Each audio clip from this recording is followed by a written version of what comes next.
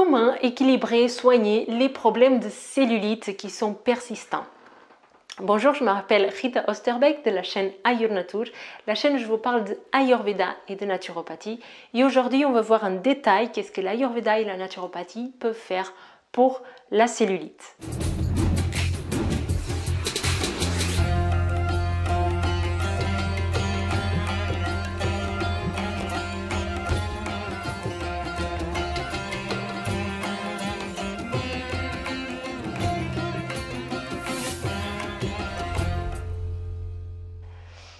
Alors, la première chose à faire quand on a un problème de cellulite, c'est de regarder déjà quelle est la cause.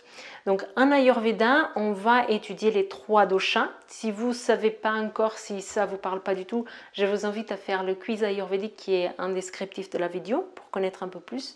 Donc, on a 3 doshas qui peuvent être responsables de cette cellulite et ça, c'est la première chose qu'on va faire en Ayurveda. Donc, observez votre cellulite et voyez les caractéristiques qu'elle a. S'il s'agit d'une cellulite qui est plutôt fibreuse, dure, qui se localise plutôt dans la zone ce qu'on appelle la culotte de cheval, qui est voire douloureuse au toucher, là on est dans une cellulite qui est de type Vata. Okay? Donc quoi faire? Je vous invite à regarder la vidéo où je vous parle de comment apaiser le dosha Vata, okay? Pour déjà avoir un premier travail sur cette cellulite. Après, dans le type Pitta, cette cellulite, elle va être un peu plus flasque, un peu plus type cellulite aqueuse et elle va se localiser surtout au niveau des bras, du ventre, okay? La localisation est un petit peu différente. Et donc là, encore une fois, pour apaiser ce type de cellulite, je vous invite à regarder la vidéo que j'ai fait sur apaiser le dosha Pitta qui se retrouve dans la playlist des doshas. Et puis finalement, on a la cellulite type Kapha. Et la cellulite type Kapha, elle va être très molle, lente, elle va bouger lentement et c'est une cellulite qui est très associée à tout ce qui est congestion. Okay, donc c'est une cellulite très différente, elle va aussi se localiser au niveau des cuisses, des hanches. Okay? Donc encore une fois, je vous invite à regarder la vidéo où je vous parle de comment apaiser le dosha Kapha. Après, qu'est-ce qu'on peut faire concrètement pour la cellulite?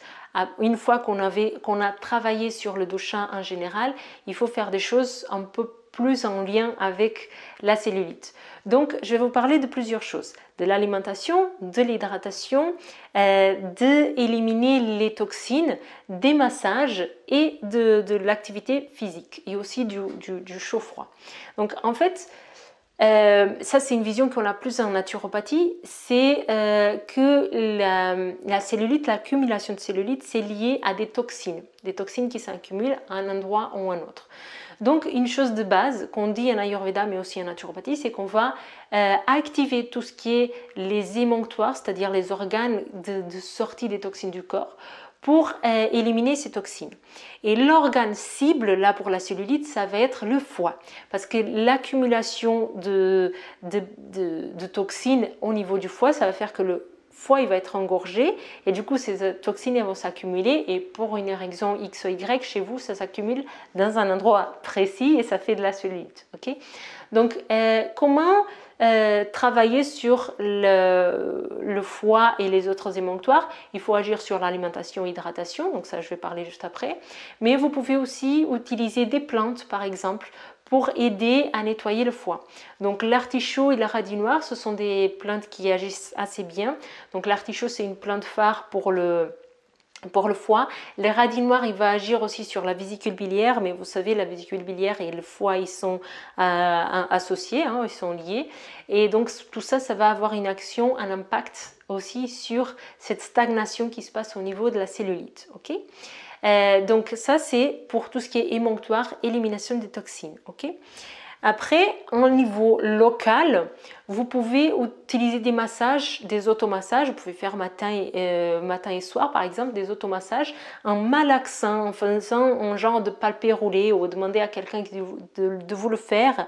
Ou limite aller chez un kiné qui vous fasse un palpé roulé, des choses comme ça, assez fréquemment pour justement agir sur cette accumulation et permettre la libération des toxines dans cet endroit local. Okay? Donc le fait d'un côté ouvrir les émonctoires pour éliminer toutes ces toxines et à côté de ça malaxer pour que ces toxines elles se libèrent de cette zone et elles partent un petit peu et qu'elles s'éliminent après par les selles, les urines et la transpiration. Ça c'est très bien.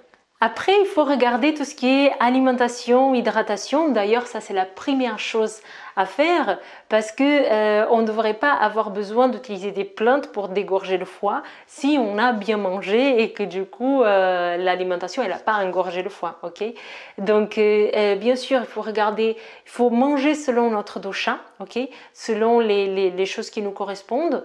Donc par exemple le vata il doit manger 3 fois par jour, le kapha 2 fois par jour ça suffit, midi et soir.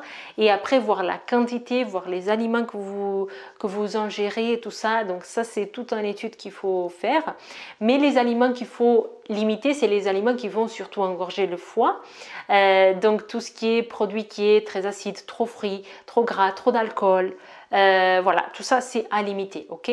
Hydratation, bien sûr, il faut bien boire pour que les choses au niveau du système digestif se passent bien, que les micronutriments ils puissent se transformer, que les cellules soient bien hydratées pour que tout fonctionne bien.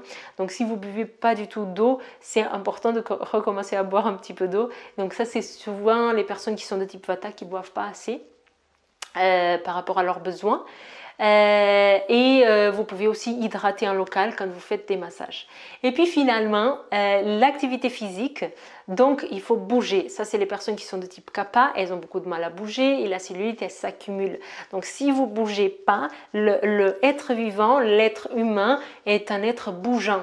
Donc si on ne bouge pas, on stagne. Et on stagne, si c'est que de la cellulite, c'est pas grave, mais pour notre santé, il faut bouger. C'est très très très important. Ok, voilà ce que je pouvais vous dire sur la cellulite. Donc je vais récapituler. En premier, on va essayer de déterminer quel est notre dosha, vata, pitta ou kapha qui est à l'origine de ce problème de cellulite. On va donc agir sur l'apaisement de ce dosha dans l'organisme en général.